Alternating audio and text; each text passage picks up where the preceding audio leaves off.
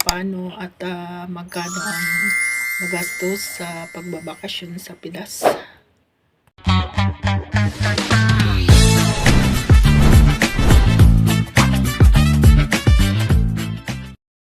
Good evening guys, kumusta po kayong lahat?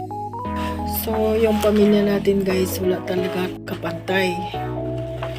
So kasi need natin mag-abroad, need natin magtrabaho, so kailangan natin talagang magtiis dito. So paminsan-minsan is pag makaipon ng pera, pan-ticket is mag-bakasyon naman tayo paminsan-minsan para mayakap, makausap at makita natin sa personal yung mga mahal natin sa buhay. So guys, ito yung step by step procedure. Ko na lang siya, i-breakdown ko na lang siya isa-isa. So number 1 is pera, number 2 is yung employer, number 3 is yung plane ticket, tapos number 4 yung agency, at saka number 5 yung embassy. So, number 1 guys is pera. So, kanya-kanya na tayong diskarte niyan kung paano tayo makaipon. Pag nagplano ka na magbakasyon, kailangan may pera ka na. Hindi yung pera na kahit konti lang sa pag-uwi natin. Yung pera na ibig mong sabihin is yung sa plane tickets at saka yung pag-process ng mga documents at saka yung allowance natin sa pagbiyahe natin. So, ang reason guys, bakit hindi talaga ako lumalabas is para talaga ako makaipon, kasi tinisikap ko talaga na makaipon talaga kahit papano. Kasi pag lumalabas ako is magastos talaga dito sa Israel. Mahal ang bilihin dito guys, sa pagkain pa lang, tapos pamasahe, tapos yung galagala. So after nun guys, matawagan nila yung employer mo na i-confirm nila yung totoo ba kung nagpaalam ako ng maayos at nagkasundo na kami, is hihingi na yung agency ng plane ticket. So hindi ako nagbubuk hanggang hindi ko ma-confirm yung yes ng employer ko na pumapayag na siya. Or wala naman talagang problema sa agency pag may pera ka at saka nagkasundo kayo ng employer mo na magbakasyon. Yung gagawin nila is tawagan lang nila yung employer mo at saka itanong kung totoo bang nagpaalam ako at nagkasundo na ba kami sa tungkol sa bakasyon. Pero after 1 year ko dito kay SAPTA, na-remind ko sa kanya na magbakasyon ako. Yun na guys, doon na naman ako nagka-problema kasi na iba na naman yung ihip ng hangin. Ayaw na niya akong babae payagan magbakasyon. So after 1 month, i-remind ko na naman yung employer ko na nagkasundo na tayo na magbakasyon ako after 1 year. So, hindi pa rin siya pumayag hanggang nag 2 months, nag 3 months. So, nung 3 months guys na umiyak na talaga ako kasi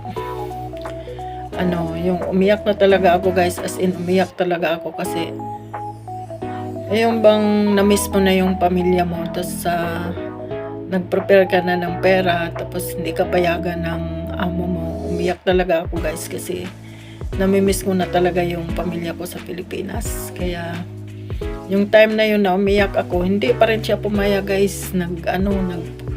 Doon na naman ako sa anak niya na nagpaalam na magbakasyon ako.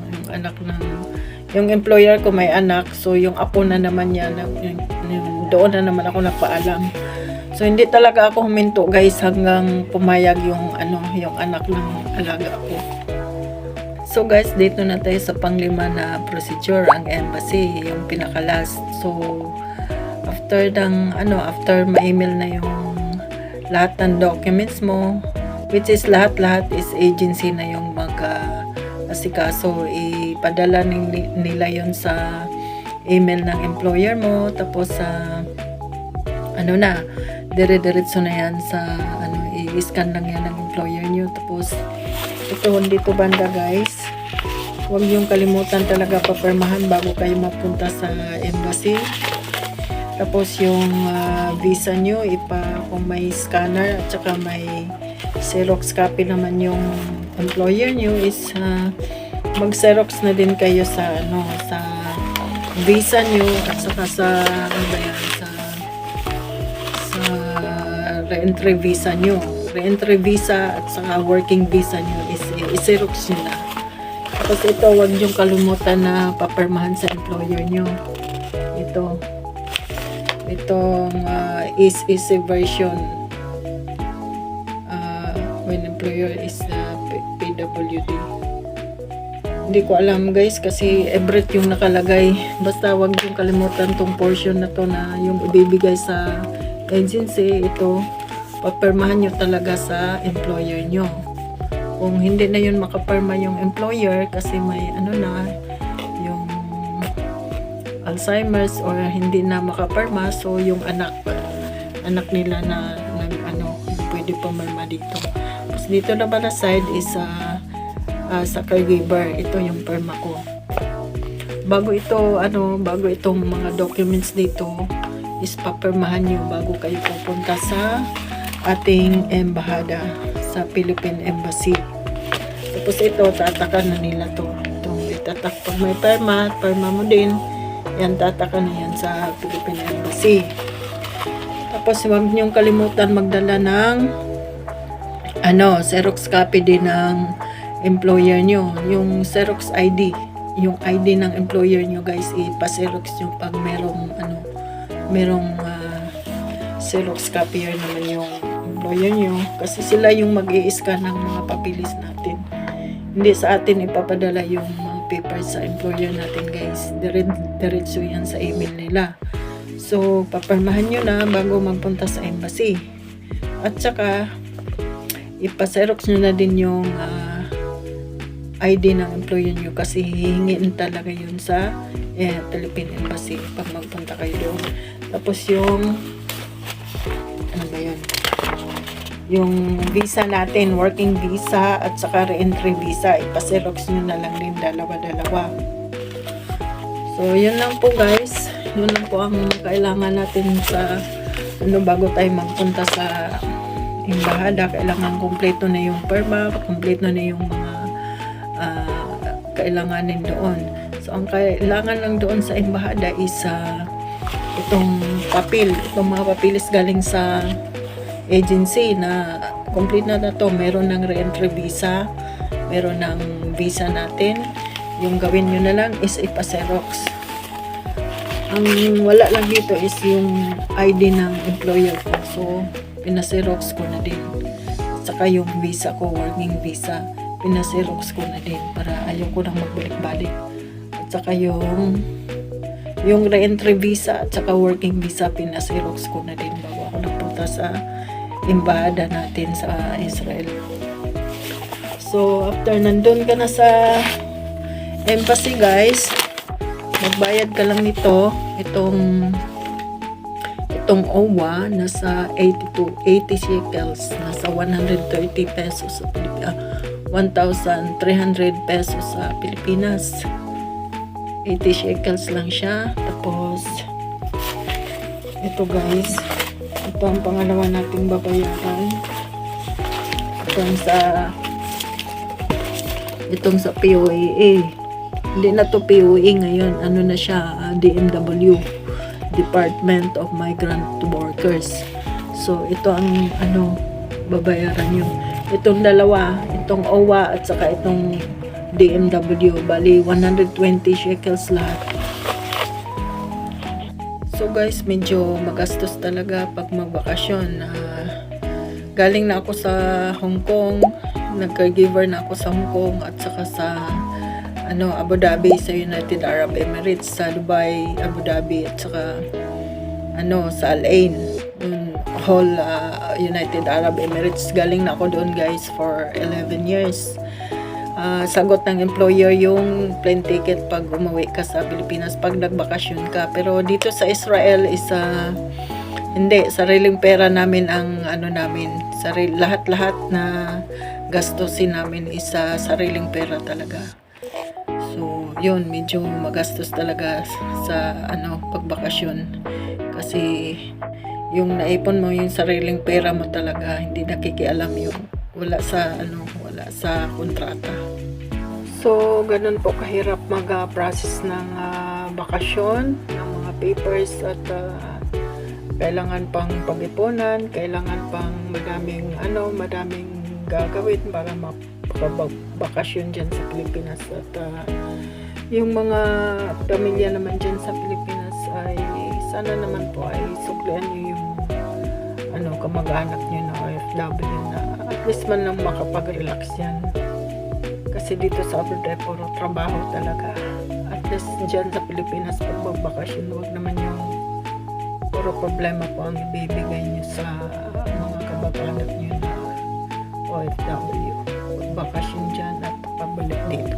Kaya mga OFW dito sa Israel guys is 3 years, 4 years, 5 years, 8 years bago mabakasyon kasi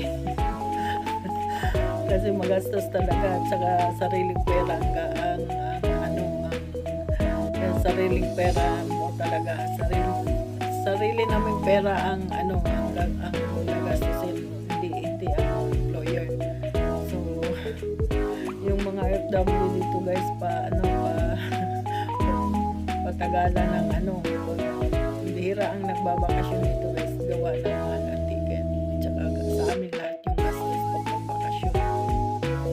So guys, kung medyo dehado na yung mga dates sa expiry date ng passport nyo 6 months before sa travel nyo sa bakasyon, at saka yung working visa nyo 6 months before sa bakasyon is i-renew nyo na guys para iwas aberya sa Philippine Embassy. Or pwede kayong magpunta doon sa Philippine Embassy, magtanong muna kung anong gagawin, kung pwede ba pa siya i-travel o hindi. Kasi pag kasi yun talaga ang requirement 6 months before sa working visa at saka sa passport para maiwasan yung mga problema sa pagbabakasyon.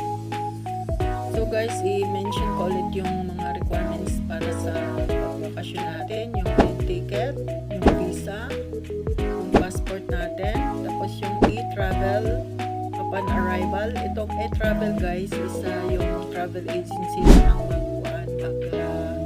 mag-process nito.